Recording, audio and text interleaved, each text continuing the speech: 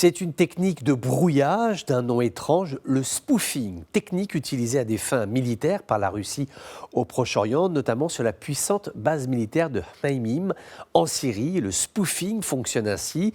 Quand une force militaire ne veut pas être survolée par des avions qu'elle juge hostiles, elle brouille leur système GPS en envoyant de fausses informations. C'est-à-dire que le pilote qui est dans l'avion pense qu'il est à tel endroit, telle altitude, que sa cible se trouve ici. Or, ces données sont fausses. Les informations qui arrivent dans son cockpit sont erronées. Ce système est utilisé donc en zone de guerre, en Syrie.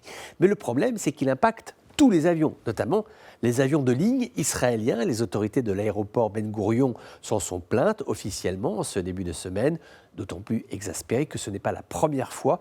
En 2019, la Russie s'était engagée à résoudre ce problème de brouillage qui pose un problème de sécurité aérienne. Si un avion est dans le ciel transportant des passagers, s'il ne sait plus où il se trouve, à quelle altitude il est, c'est un dossier qui devient potentiellement accidentel. Alors que se passe-t-il sur cette fameuse base militaire russe de Hmeimim ? Eh bien, nous sommes en présence d'une plateforme de combat multi-armes dotée de pistes d'atterrissage qui ont été ou qui devraient être allongées pour pouvoir accueillir des avions à très long rayon d'action et de la surveiller, la zone euro-méditerranéenne. Donc une base d'appui technique au service de la stratégie du président Poutine qui travaille au retour de la Russie dans le monde arabe et développe une stratégie d'influence dans l'espace méridional.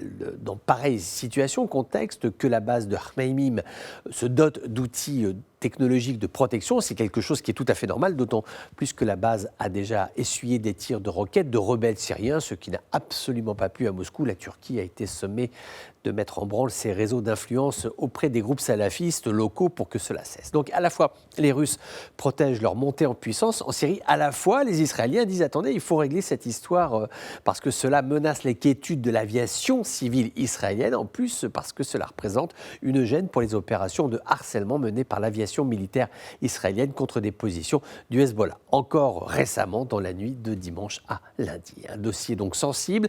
Néanmoins, ce qui est positif, c'est que Moscou et Tel Aviv se parlent. Ils ne sont peut-être pas d'accord sur tout, mais les relations existent. Elles ne sont pas mauvaises, en tout cas suffisamment bonnes pour trouver une solution technique à ce problème de coexistence dans le ciel syrien.